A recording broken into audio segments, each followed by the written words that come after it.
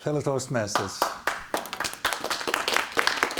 most honored guests, I'm so happy that you're here because today I would like to pollinate all of you with the idea of checking out what is My Magic Mountain by yourself or on a guided tour with me. My Magic Mountain is not somewhere in Shangri-La. It is actually in Los Angeles, in Pacific Palisades. And in order to get there, all you have to take is PCH, go through Santa Monica, the Bluffs, and then you will see Chautauqua Boulevard going to the right, up into the mountains. And then you get to Sunset Boulevard and think, this is it? No, it's not it. You go on Sunset to the left, and to the right, and to the right again, and then you will see that Chautauqua takes you all the way up to this place, where you can see my Dodge Grand Caravan. And you see the gate, and you see all those fences. The property is actually DWP property, but even if you're not a city employee, don't worry about it. The locals have trodden a nice path around this DWP property. You will not be trespassing. I did it while the workers were there without my city badge. And then you will have all kinds of beautiful moments and adventures. One of the highlights of the hike starts already right at the beginning. Those agaves that live about 20 years, and then they have, I have to say the word, one orgasm in their life, which is their flower, and leaves the leaf dry and dead. All right. So this is the pollination way of having offspring. And they have also another way with their roots. These are identical children. These will be new creations with male and female genetics coming together. Now, as you can see, no trespassing, but we walk by. Nothing to worry about. There are other things to worry about, though. Especially this. Just a second. Click. No, just on your touchpad. Touchpad? It's like your mouse. No. Right What do I do? there. Okay, good. So, because right when I entered on the 8th of August, I had a little friend on the path. And in German it's a she. She came right in the right moment and didn't have a rattle, as you see. But as big as she was, I stayed a little bit back and used my Zoom function in my phone, all right? And then the path goes on. It's a very romantic path, actually. You touch with your arms and shoulders the plants, which I translate into picking up the living energy of these plants. I'm always, although it's a strenuous hike, not that strenuous that any of you couldn't do it, and even your children could, but I get sweaty. But I always come back with more energy from these plants than I had when I left my car. And here's another one of these beautiful orgasms. And there are bees. This is not a bee, this is a bird. But on that hike you will see bees because there are a number of flowers that we will encounter a little bit later. Path again winds through. Sometimes it's a real magic gate to that magic mountain. And all of a sudden, you see the summit. And now you have a goal. That's where we're going to go. And it's that little, don't know what the English word is, but that little thing that tells you this is the summit. And as I told you, there will be flowers, and that means there will be bees pollinating those flowers as ferns. It's a very interesting flora because there are areas that have enough water for shelf grass, and there are other areas that look like the desert. And here's another agave-like plant, but this one has very thin leaves, as you can see. They call it the Spanish bayonet, but it's the same idea. It has identical children through its roots, but it also has a way of reproducing by pollination, and that happens only once in its life, and here you can already see it dies.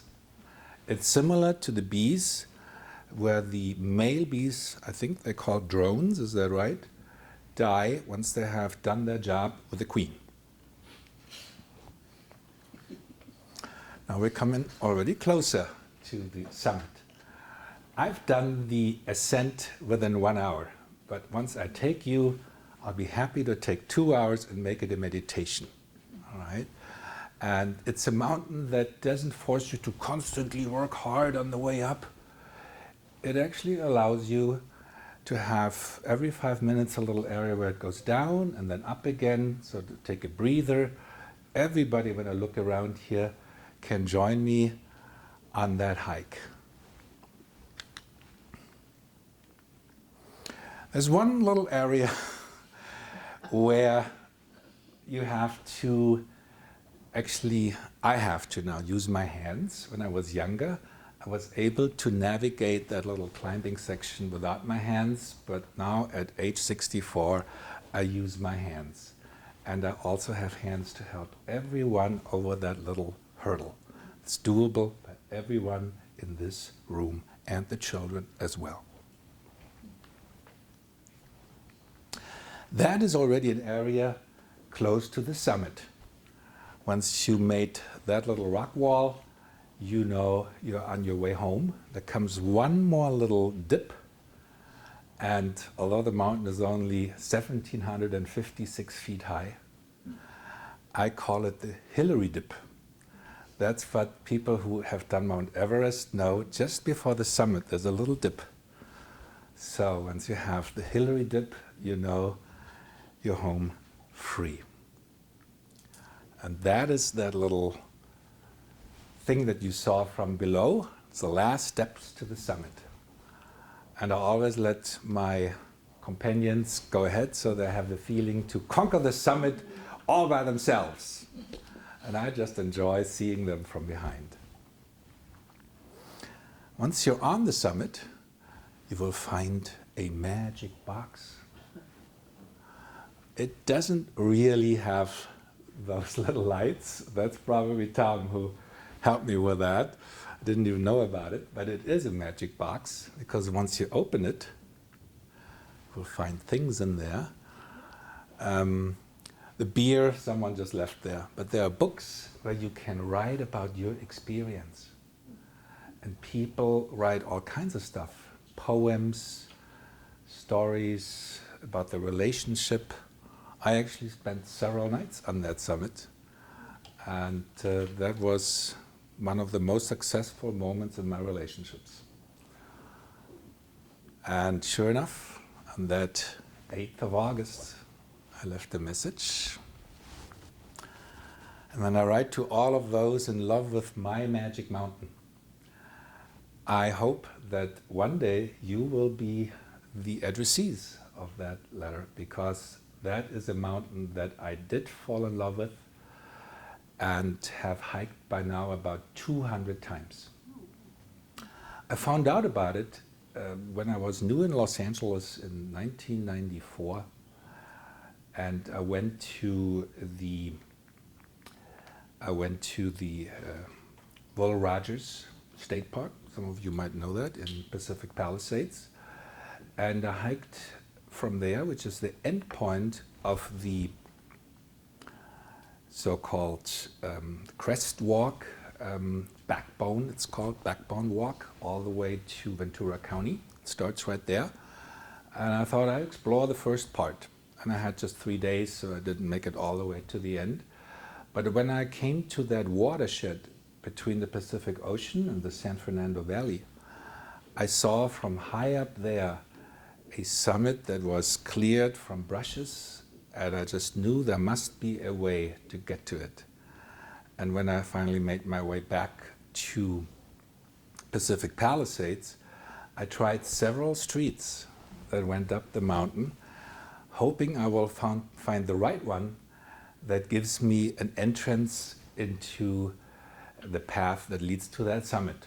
And it was the middle of the night, and I did it anyway. And when I came to the rock wall, I thought, maybe this is it. But I climbed up, and ever since, it's my magic mountain. On that particular day, I was lucky, and I actually timed it that way. Here we go. Because, as you can see, the sun was setting. I was not afraid of the dark because the very first time I climbed the mountain in the middle of the night. But I always love sunsets. They make a very special magic moment in the day on my magic mountain. And I had already written my little entry into the book. And the nice thing is, whenever you come back to that summit, you can open the book and find your entry from your last hike. And you can also see what other people wrote. Now the sun is gone, and it's getting fairly dark fairly soon, as we will see in a minute.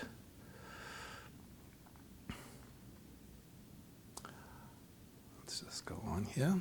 That's the way down. You can see the Pacific Ocean. You can see Santa Monica. Here's the pier. And especially in the summer, and August 8th is still close enough to the summer solstice, you will find out that you start and think, oh, there's still a little bit of light, no problem to get down. But the sun goes down very, very quickly. And so once we do the hike, and by the way, I have a date for that, the 5th of October, which happens to be the day before my 64th and a half birthday. I'm a numerologist, some of you know me. That's a very special day for me. And my recommendation would actually be to do it in the morning, not too late, because it can get hot on the mountain. But if we started at 8, that's definitely doable. Sometimes when I start at 6 or 7, I have the experience on the trail that during the night, the busy spiders created spider webs, and I'm the first one who has to destroy them. So on that day, as you saw, I actually spent the evening and the sunset there, and that looks then like this. And especially on a full moon night, which was actually a night when I did the hike the very first time, you will see your own shadow of the moonlight. Moon Shadow. Everybody knows that song, Cat Stevens. And so coming down in the night, you definitely have the mountain all by yourself. In general, you will not find that mountain. It's called either High Point, a generic term, or Goat Peak. You will not find it in any map because, again, it's property of the Department of Water and Power. The advantage is that this magic mountain can be yours. During the week, you probably, I did it sometimes on my day off. I didn't meet anyone because only locals hike up there. And on the weekend, you see a few people and say hello, chat a little bit about the trail. Most of them are like me, have done it many, many times. The one thing, because again, it's not an official trail, if we did it, I would pick you up in my 7-seater in Pacific Palisades so we don't clog the entire parking area. And as I said, the 5th of October comes faster than you think. It's a Saturday. And I hope that as many of you will be able to join me. And I described how to get there, but we will talk about a pickup place. And I especially hope that this presentation pollinated you with the idea to see what we just saw on the screen in reality. I invite you all for that. Thank you. Thank you so much. Thank you for pollinating us with your speech, the magic mountain. Beautiful pictures. Our next speaker is Brian.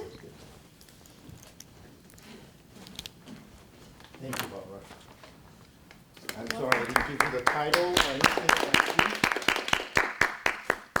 So, That's all right.